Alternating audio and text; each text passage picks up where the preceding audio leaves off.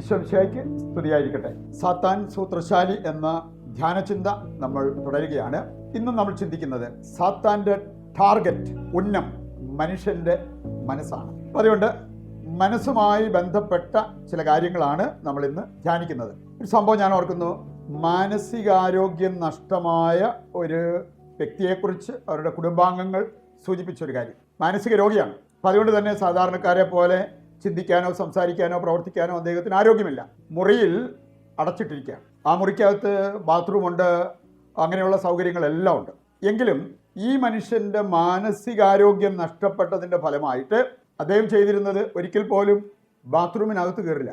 എവിടെയെങ്കിലും ഇരിക്കും, അപ്പിയിടും, എന്നിട്ട് അതെല്ലാം വാരി ഭിത്തിയിൽ കുരിശു വരയ്ക്കും. അങ്ങനെയുള്ള കാര്യങ്ങളെല്ലാം ചെയ്യും. അപ്പം ആ മാനസികാരോഗ്യം നഷ്ടപ്പെട്ടപ്പോൾ ആ മനുഷ്യൻ ചെയ്ത കാര്യങ്ങൾ, ആ വീട്ടുകാരുടെ അവസ്ഥയെക്കുറിച്ച് നമുക്ക് ചിന്തിക്കാൻ പറ്റും. പ്രിയപ്പെട്ടവർ, നമുക്ക് വലിയ ചർമ്മകാന്തി ഇല്ലേലും ഷെയ്പ്പൊന്നും ഇല്ലേലും മാനസികാരോഗ്യം ഉണ്ടോ, അത് വലിയ ഒരു സമ്പത്തായിട്ട് നമ്മൾ കാണണം. അതിന് ദൈവത്തിന് പ്രത്യേകം നന്ദി പറയണം. മാത്രമല്ല, നമ്മുടെ ഈ മനസ്സിൻ്റെ ആരോഗ്യം നശിപ്പിക്കാൻ സാത്താൻ ലക്ഷ്യം വയ്ക്കും. അവൻ്റെ ഉന്നം എന്ന് പറയുന്നത് നമ്മുടെ മനസ്സിൽ എങ്ങനെയെങ്കിലും കയറി പറ്റുക, മനസ്സിൻ്റെ ആരോഗ്യം നശിപ്പിക്കുക എന്നുള്ളതാണ്. നമ്മൾ കാണുകയുണ്ടായി, മനസ്സുമായിട്ട് വളരെ ബന്ധപ്പെട്ട് കിടക്കുന്ന ഒന്നാണ് ചിന്തകൾ. അതുകൊണ്ടാണ് പ്രഭാഷകന്റെ പുസ്തകം 37-ാം അധ്യായം അതിൻ്റെ 16 മുതൽ വായിക്കുമ്പോൾ ചിന്തയാണ് എല്ലാത്തിൻ്റെയും ആരംഭം. എല്ലാ ഉദ്യമവും ചിന്തയിൽ നിന്ന് ആരംഭിക്കുന്നതാണ്. ആ ചിന്തകളെ നമ്മൾ വളരെ വളരെ ശ്രദ്ധിക്കണം. വിശുദ്ധ മദർ തെരേസ അവർ സൂചിപ്പിച്ച ഒരു കാര്യമുണ്ട്, വാച്ച് യുവർ തോട്ട്സ്. ചിന്തകളെ പ്രത്യേകം ശ്രദ്ധിക്കുക. കാരണം അതാണ് പിന്നീട് വാക്കായി മാറുക, വാക്കാണ് പിന്നീട് പ്രവൃത്തിയായി മാറുക, പ്രവൃത്തിയാണ് പിന്നീട് ശീലമായിട്ട് മാറുക, ശീലം നമ്മുടെ സ്വഭാവത്തിൻ്റെ ഒരു ഭാഗമായിട്ട് പിന്നീട് മാറും. ആരംഭം ചിന്തയിലാണ്. അതുകൊണ്ട് അത് നാം വളരെ ശ്രദ്ധിക്കണം എന്നുള്ളത് ഈ വിശുദ്ധ നമ്മെ പഠിപ്പിച്ചിരിക്കുന്ന ഒരു കാര്യമാണ്. പ്രഭാഷകന്റെ പുസ്തകം 27-4 വായിക്കുമ്പോൾ അവിടെ പറഞ്ഞിരിക്കുന്ന ഒരു കാര്യമുണ്ട്, ചിന്തയിൽ മാലിന്യം തങ്ങി നിൽക്കാം. അതുകൊണ്ട് ഈ മനസ്സിൻ്റെ വിശുദ്ധീകരണം, നവീകരണം നമുക്ക് വളരെ ആവശ്യമാണ്. ആരോഗ്യമുള്ള മനസ്സല്ലെങ്കിൽ സാത്താൻ നമ്മെ വഴിതെറ്റിക്കാൻ നോക്കും എന്നുള്ള കാര്യം നാം മനസ്സിലാക്കിയിരിക്കണം. നമുക്കിത് മനസ്സിൽ വെച്ചുകൊണ്ട് നമ്മൾ ഇന്നൊരു 8 ചിന്തകളെക്കുറിച്ച് നമ്മൾ മനസ്സിലാക്കാൻ പരിശ്രമിക്കുകയാണ്. അതിൽ 7 നല്ലതല്ല, അൺഹെൽത്തിയാണ്. 8ാമത്തേത് ഹെൽത്തി ആയിട്ടുള്ള ആരോഗ്യപരമായിട്ടുള്ള ഒരു ചിന്തയാണ്. നമുക്ക് ഈ 8 കാര്യങ്ങൾ ഒന്ന് വചന വെളിച്ചത്തിൽ മനസ്സിലാക്കിയിരിക്കാം. ഒന്നാമത്തേതാണ് തെറ്റായ ചിന്ത, റോങ് തോട്ട്സ്. സുഭാഷിതങ്ങൾ 14-12 വെളിപാട് പുസ്തകം 3-ാം അധ്യായത്തിൻ്റെ 17 വായിക്കുമ്പോൾ ഇക്കാര്യം കാണാൻ സാധിക്കും. ശരിയെന്ന് നിനക്ക് തോന്നുന്നത് ചിലപ്പോൾ നിന്നെ മരണത്തിലേക്ക് നയിക്കുന്നതായിരിക്കും. പറയുണ്ട്, ശരിയെന്ന് എനിക്ക് തോന്നിയാൽ പോരാ, ദൈവം ശരിയെന്ന്, വചനം ശരിയെന്ന് പറയുന്നതാണ് ശരി.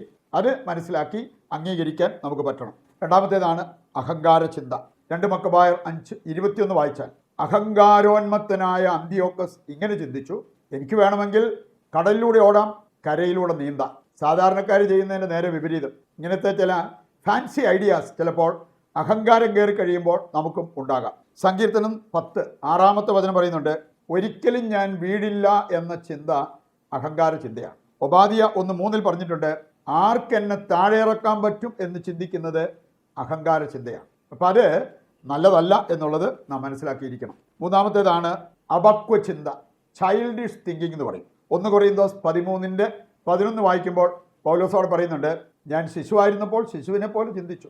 ഇനി അങ്ങനെയല്ല, വളർന്ന വ്യക്തിയെപ്പോലെ എനിക്ക് ചിന്തിക്കാൻ പറ്റണം. ഏറ്റവും വലിയ ആത്മീയ വളർച്ച എവിടെയാണെന്ന് യോഹന്നാന്റെ സുവിശേഷം 21:18 വായിക്കുമ്പോൾ അവിടെ പറഞ്ഞിട്ടുണ്ട്, നീ ചെറുപ്പമായിരുന്നപ്പോൾ നീ അരമുറുക്കി നിനക്കിഷ്ടമുള്ളിടത്തേക്ക് നീ പോയി. പ്രായമാകുമ്പോൾ നീ കൈകെട്ടി നിൽക്കും, മറ്റൊരാൾ നിൻ്റെ അരമുറുക്കും, നീ ഇഷ്ടപ്പെടാത്തിടത്തേക്ക് നിന്നെ കൊണ്ടുപോവുകയും ചെയ്യും. സ്വന്തം ഇഷ്ടങ്ങൾ വിട്ടിട്ട് ദൈവത്തിൻ്റെ ഇഷ്ടം ഏറ്റെടുക്കുന്നതാണ് ഏറ്റവും വലിയ ആത്മീയ പക്വത എന്ന് ഇതിലൂടെ നാം മനസ്സിലാക്കണം. 4ാമത്തേതാണ് സ്വാർത്ഥ ചിന്ത, സെൽഫിഷ് തോട്ട്സ്. 2 രാജാക്കന്മാർ 5:20 വായിച്ചാൽ, ഗഹസി സ്വാർത്ഥപരമായിട്ട് നീങ്ങി അവസാനം അത് അവനെ കുഷ്ഠരോഗത്തിലേക്ക് നയിക്കുന്നത് കാണാൻ പറ്റും. 2 സാമുവേൽ 12-ാം അധ്യായം, ദാവീദ് സ്വാർത്ഥപരമായിട്ട് നീങ്ങി ബത്ശബായെ അവൻ പ്രാപിച്ചു. അവസാനം അവളിലുണ്ടായ കുഞ്ഞിന് ദൈവത്തിൻ്റെ ശിക്ഷ ലഭിച്ച് അവസാനം കുഞ്ഞ് മരിക്കുന്നതിനെ കുറിച്ചൊക്കെ ഈ അധ്യായം വായിക്കുമ്പോൾ നമുക്ക് കാണാൻ പറ്റും. 5ാമത്തേതാണ് അസൂയാലുവിൻ്റെ ചിന്ത. 1 സാമുവേൽ 18:6 മുതൽ വായിക്കുമ്പോൾ ഈ അസൂയ, അതുപോലെ മറ്റുള്ളവർക്ക് നന്മ വരുമ്പോൾ അതിൽ മനസ്സിടിയുന്നത്, അങ്ങനെയുള്ള കാര്യങ്ങളെല്ലാം വളരാത്തതിൻ്റെ ഒരു സൂചനയായിട്ട് അവിടെ ദൈവം എടുത്തു കാണിച്ചിരിക്കുന്നത് കാണാൻ പറ്റും. സാവൂൾ ആ ഒരു അവസ്ഥയിലേക്ക് അധപ്പതിച്ചതിനെക്കുറിച്ച് ഈ അധ്യായത്തിൽ നമ്മൾ കാണുന്നുണ്ട്. ആറാമത്തേതാണ് ദുഷ്ചിന്ത, ഈവിൾ തോട്ട്സ്. ഇതെല്ലാം നമ്മുടെ മനസ്സ് ശരിയല്ലെങ്കിൽ ഉണ്ടാകുന്ന ഒരു കാര്യമാണെന്ന് മർക്കോസ് 7-ാം അധ്യായം 14 മുതൽ വായിക്കുമ്പോൾ അവിടെ പറഞ്ഞിട്ടുണ്ട്.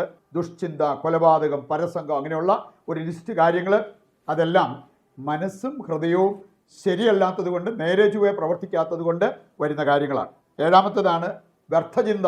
എഫേസ്യസ് 4:17 വായിക്കുമ്പോൾ വ്യർത്ഥചിന്തയിൽ മുഴുകിക്കഴിയുന്ന വ്യക്തികളെക്കുറിച്ച് അവിടെ പറഞ്ഞിരിക്കുന്നത് കാണാൻ പറ്റും. മത്തായി 6:25 മുതൽ വായിക്കുമ്പോൾ എന്ത് ഭക്ഷിക്കും, എന്ത് പാനം ചെയ്യും എന്നിങ്ങനെ ചിന്തിച്ച് നടക്കുന്നത് അത് ദൈവത്തെ അറിയാത്തവരുടെ ഒരു ചിന്തയാണെന്ന് യേശു തന്നെ പഠിപ്പിച്ച കാര്യമാണ്. 7 കാര്യങ്ങളും നല്ലതല്ല, നെഗറ്റീവ് തോട്ട്സാണ്. നമുക്ക് കാണാൻ സാധിക്കും. 8-ാമത്തേത് അതാണ് സത്ചിന്ത.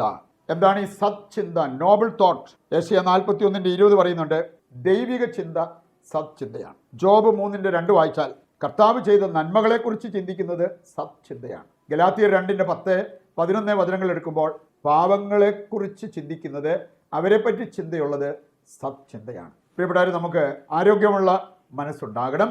ആ മനസ്സ് സാത്താൻ വഴിതെറ്റിക്കാതിരിക്കാൻ നമ്മൾ പ്രത്യേകം ശ്രദ്ധിക്കുകയും ചെയ്യണം. അതിനായിട്ട് നമുക്ക് പ്രതിഷ്ഠാ ജപത്തിൽ പങ്കുചേർന്ന് പ്രാർത്ഥിക്കാം. നമ്മളിന്ന് ഒരു കോമൺ നിയോഗമായിട്ട് വയ്ക്കുന്നത്, ജഡിക ചിന്തകളെ നിയന്ത്രിക്കാൻ കഴിയാത്തവരുണ്ട്, അവർക്ക് ദൈവത്തിൻ്റെ ശക്തിയും കൃപയും ലഭിക്കുവാൻ ദൈവത്തോട് പ്രാർത്ഥിക്കാം.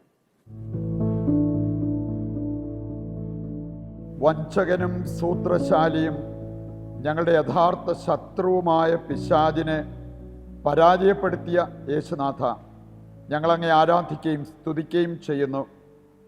സാത്താന് ഞങ്ങൾ ഇടം കൊടുത്തതിലൂടെ ഇന്ന് ഞങ്ങൾ അനുഭവിക്കുന്ന അവൻ്റെ സ്വാധീന വലയത്തിൽ നിന്നും പൈശാചിക ബന്ധനങ്ങളിൽ നിന്നും ഞങ്ങളെ രക്ഷിക്കണമേ.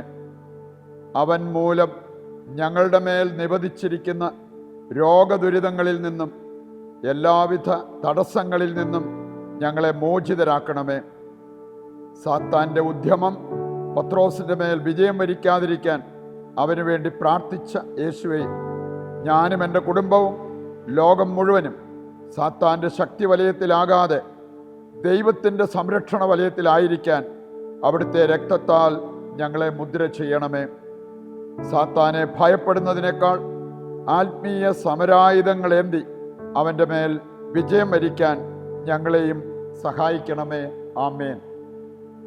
നമ്മുടെ ഇന്നത്തെ എല്ലാ അവസ്ഥകളും, ഇന്നിൻ്റെ എല്ലാ ആവശ്യങ്ങളും ദൈവത്തിൻ്റെ കരങ്ങളിൽ ഏൽപ്പിച്ചുകൊണ്ട് താഴ്ന്ന സ്വരത്തിൽ കർത്താവിനെ സ്തുതിച്ച് ദിവ്യകാരുണ്യത്തിൻ്റെ ആശീർവാദം നമുക്ക് സ്വീകരിക്കാം.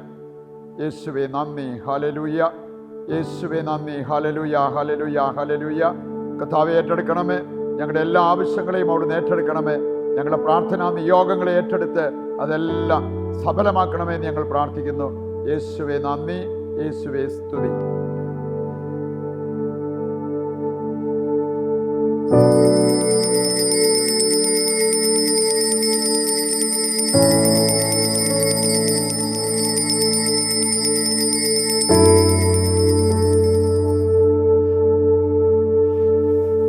പരിശുദ്ധ പരമ ദിവ്യകാരുണ്യത്തിന് എന്നേരവും ആരാധനയും സ്തുതിയും പുകഴ്ചയും ഉണ്ടായിരിക്കട്ടെ. ഈശോ മിശിഹായ്ക്ക് സ്തുതിയായിരിക്കട്ടെ. ദൈവം നിങ്ങളെ സമൃദ്ധമായി അനുഗ്രഹിക്കട്ടെ.